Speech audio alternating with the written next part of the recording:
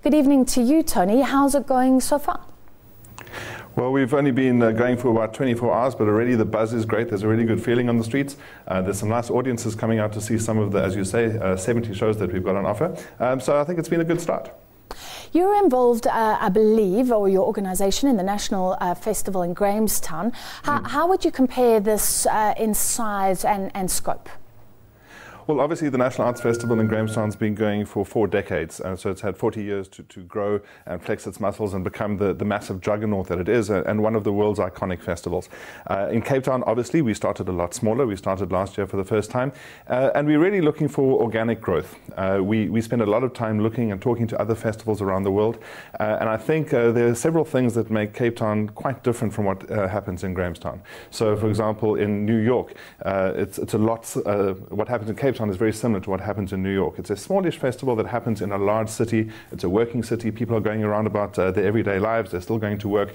So you have to slot your festival into their lifestyle, as opposed to Grahamstown, where people give up their lifestyle and come down and experience this bubble of amazing that we create. So there's a different dynamic. There's a different feel about it. That affects the way that we plan the festival. It affects the business model behind it. And it affects a lot of the scheduling issues that we deal with as well. Well, I guess that word fringe suggests smaller theatre, smaller productions. Is that the case? Yeah. It is the case. The fringe movement globally started just after the Second World War in Edinburgh, which is perhaps the world's best known example of a fringe festival. Fringe festivals are small, they're compact, they take all of the snobbery, if you like, out of going to the theatre. It's shorts and t-shirt type theatre. So anyone who wants to go to the theatre can. The costs are relatively low. Productions are small and nimble. You normally only have 1 or 2 people on stage with small sets rather than big elaborate sets.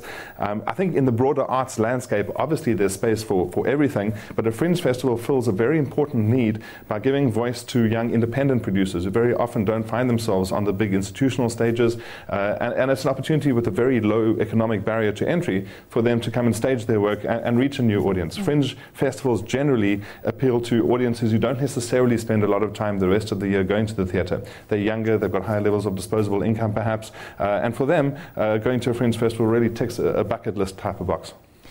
Tony, does a festival like this make money? Does it? Who gets the benefits? It's been said that we're not a nation of art lovers, perhaps culture underappreciated sometimes in South Africa.